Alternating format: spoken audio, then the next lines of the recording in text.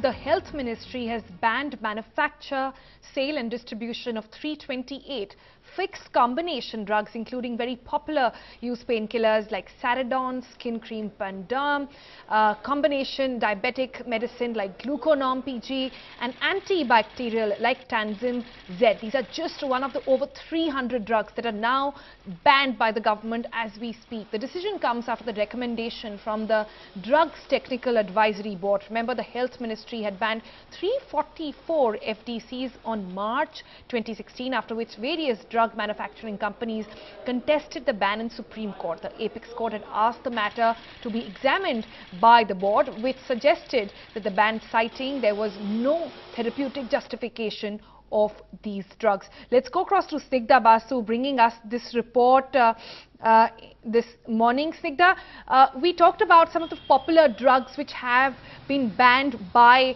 the ministry. From what time can we expect them to be off counters, and what is the reason behind them?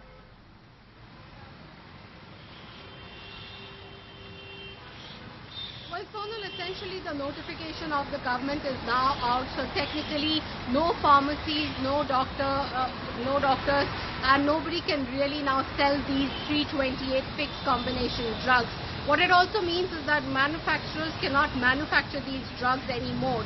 Now, why this has really come into place is because the government has now found that these drugs and these fixed combinations are irrelevant and pose a larger risk to the public health than give any sort of therapeutic advancement to anybody's health.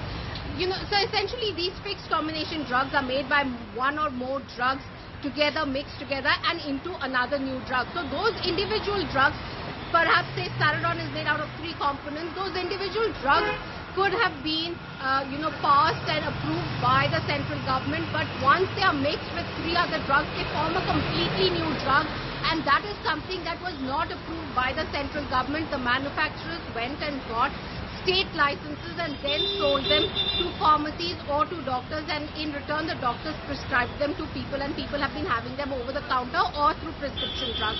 But essentially, when a new drug is formed with combination of 3 or 4 drugs, they need to go back, apply for a fresh license. The center will go through the proper checks.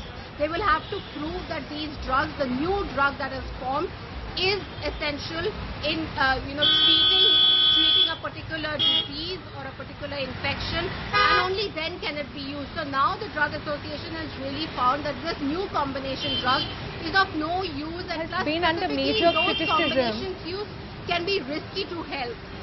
In fact, there was a study done in 2016 which showed that in India there are about 2,000 fixed drug combinations that are in the market. Meanwhile, comparatively at that time in the United States, there were only about 500.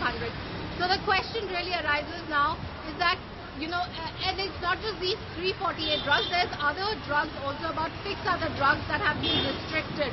What restriction means is that the doctors and these manufacturers will now have to prove that in those combinations. But what about implementation? The biggest criticism of the government so far had been that while they come out with bans like these, the challenge has been of implementing this ban on the ground. Has the government come out with any guidelines on how they want to go about with it?